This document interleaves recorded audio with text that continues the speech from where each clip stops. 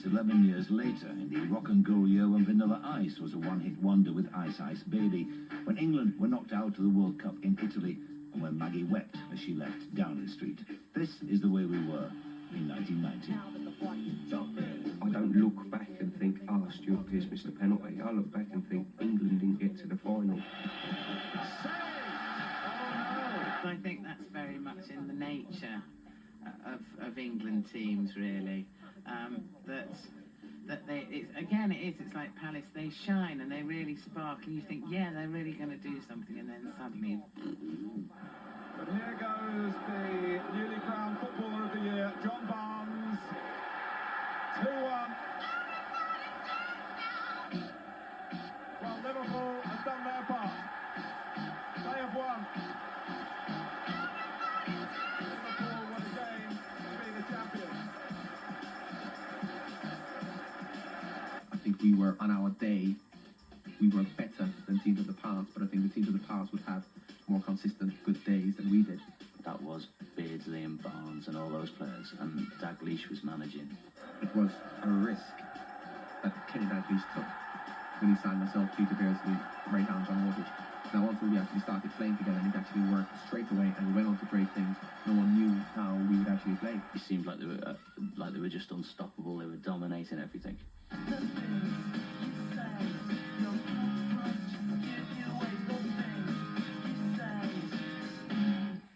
Unbelievable. Hopkins, rather fortunately for Crystal Palace. Nicol rushes. Earlier in the season, on their way to the Championship, Liverpool hammered Crystal Palace.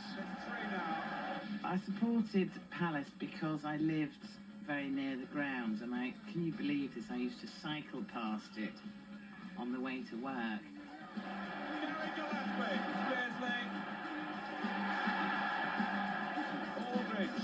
He has done, and it's the biggest cheer of the night. I mean, I was very fond of Palace because they were so crap at times. 6-0 down. Oh, and it stays 6-0. I can remember being sort of completely gutted when Liverpool beat us 9-0, and sort of just how humiliated people were about it. And it goes over the wall, and it's a perfect free kick.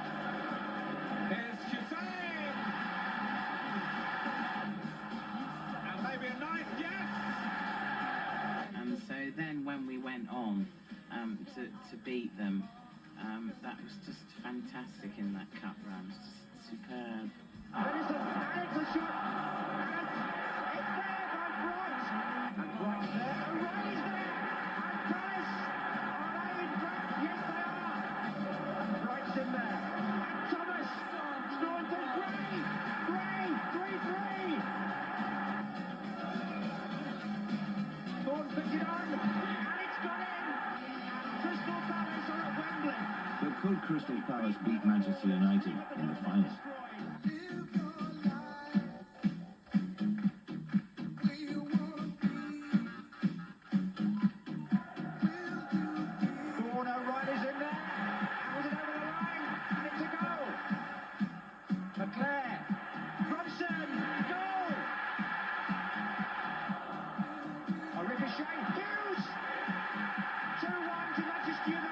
Man United were winning 2-1, and then Ian Wright was a substitute. I think Ian Wright is an amazing sort of individual.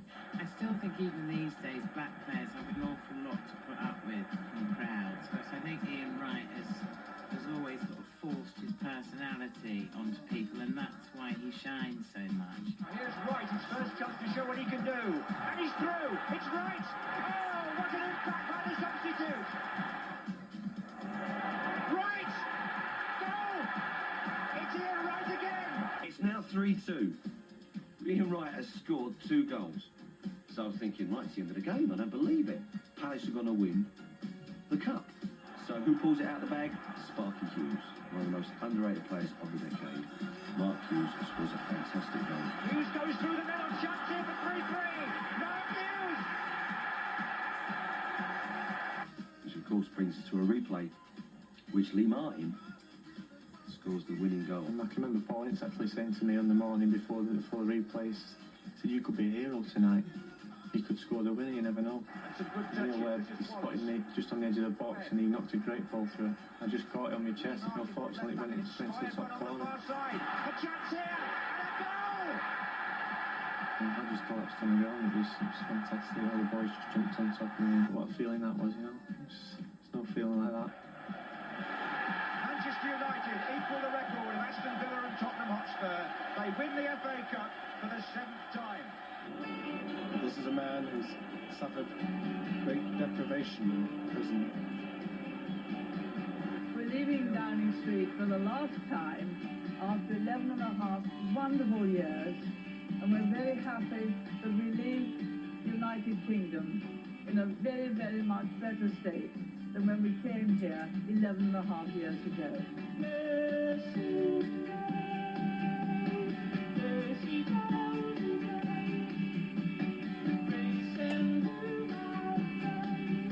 John Gummer is convinced that beef and beef burgers are safe to eat, and is prepared not just to eat one himself, but to feed one to his daughter to illustrate the point.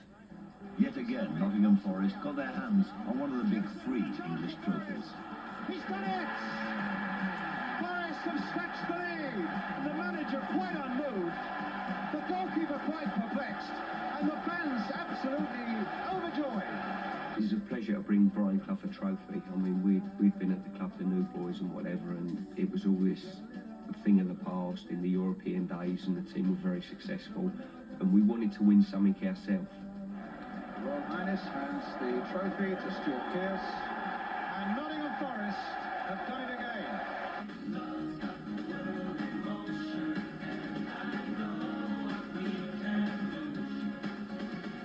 After years of mediocre pub sing-along songs like World Cup Willie and Back Home, football suddenly became the new rock and roll. I think the turning point for that was New Order, when New Order did World in Motion. I think that's the first record that anyone thought, you know, it's all right. I think it's partly, you know, John Barnes doing his rap and all that. You've got to hold and give, but do it at the right time. You can be slow or fast, but you must get to the line.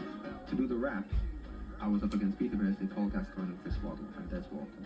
Now, if any of those 3 Geordies could have rapped better than me, I wouldn't have been able to show my face anywhere. So really, it was down to myself and Des Walker, and I won. So that's the only reason I actually did the rap.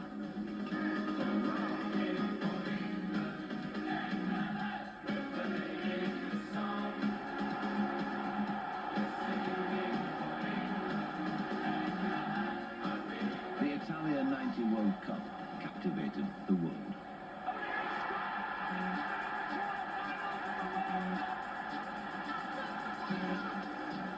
The 1990 World Cup, we always remember the good times. Remember the Belgium game when Platty scored that goal to put us through.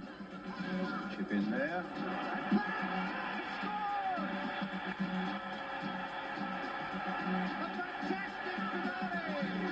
David Platt has the broadest smile in the whole of Italy, has clinched it for England in the last seconds of extra time. I got injured in the Belgium match, so I really shouldn't have played against the Cameroons, but I started and had to come off with my injury. And here's Pearce looking to improve that situation now. Lineker towards the near post, and a good header down in. Platt has done it. David Platt's goal in the 3-2 victory over Cameroon set England on their way to an unforgettable semi-final clash with West Germany.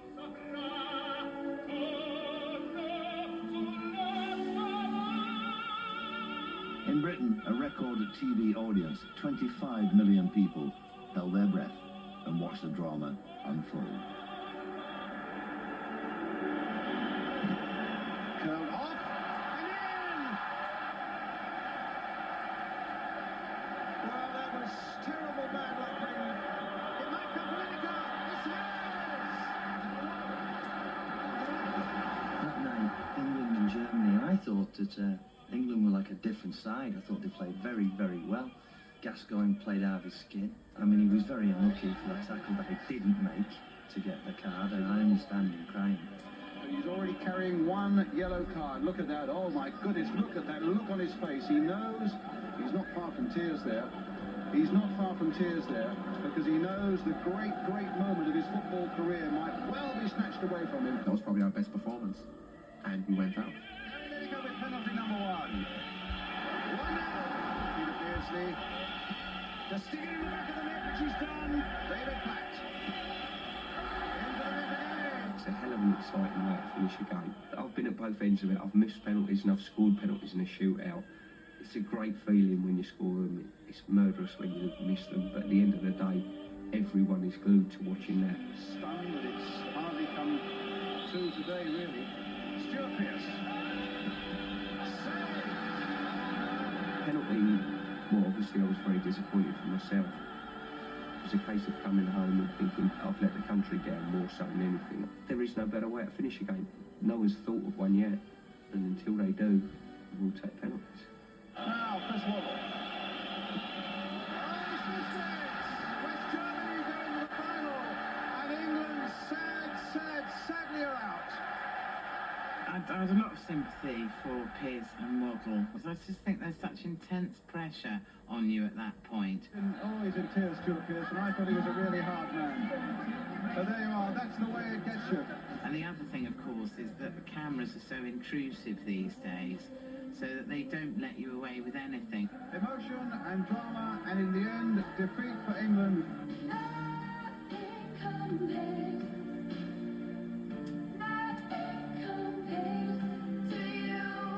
Paul Gascoigne in tears, as indeed was Stuart Pearce.